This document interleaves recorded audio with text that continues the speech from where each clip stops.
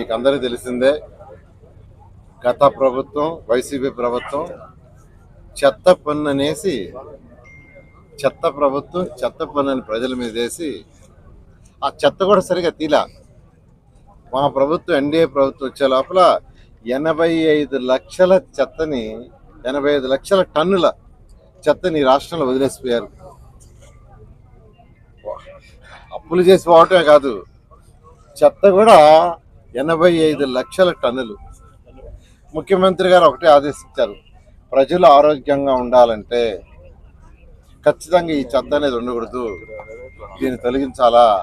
రేపు వచ్చే అక్టోబర్ 2వ తేదీకి ఈ రాష్ట్రంలో 85 టన్నులని యాక్చువల్గా బయో మైనింగ్ సిస్టంలో చేయాలా. అంటే దీన్ని తీసుకుని ఎక్కడంటే అక్కడ వేయట్లేదు, దీనికి ప్రాసెస్ చేసి దీంట్లో రాళ్ళు కానీ రప్పలు కానీ ఇటువంటి అన్ని మట్టి ఉంటే దాన్ని సపరేట్ చేయాలా, ప్లాస్టిక్ చెక్కలు ఏంటి సపరేట్ చేస్తారు.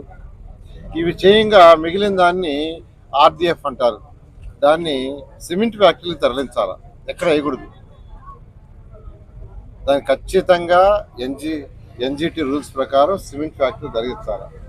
అలా ఈరోజు రాష్ట్రంలో 85 లక్షల టన్నులు ఈరోజు ఈ యొక్క ప్రాసెస్ జరుగుతుంది. ఖచ్చితంగా అక్టోబర్ 2025 పూర్తవుతుంది. నెల్లూరుకి వచ్చేలకే నెల్లూరులో ఈరోజు 2 డంప్ యార్డ్స్ ఉన్నాయి.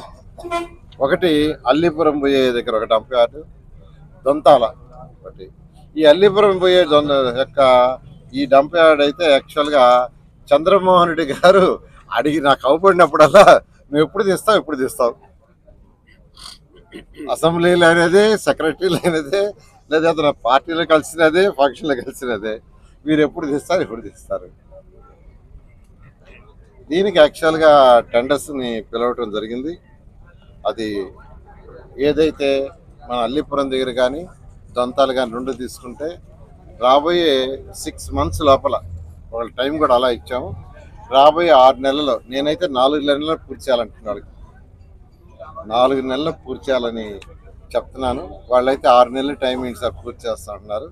ఖచ్చితంగా ఈ రాష్ట్రంలో ఉన్న వైఎస్ఆర్సీపీ చెత్త ప్రభుత్వం, చెత్త పన్నేసిన చెత్త ప్రభుత్వం వదిలి వెళ్ళిన చెత్త 85 లక్షల టన్నుల్ని రాబోయే 2025 అక్టోబర్ 2వ తేదీ ఖచ్చితంగా పూర్తి చేసే విధంగా పథకాలు రచించి టెండర్లు పిలిచి ముందుకు పోతున్నాం. ఇందులో ఆల్రెడీ అయితే ఈ ప్రభుత్వం రాగానే దాదాపు 30 లక్షల టన్నులు క్లియర్ చేసాం.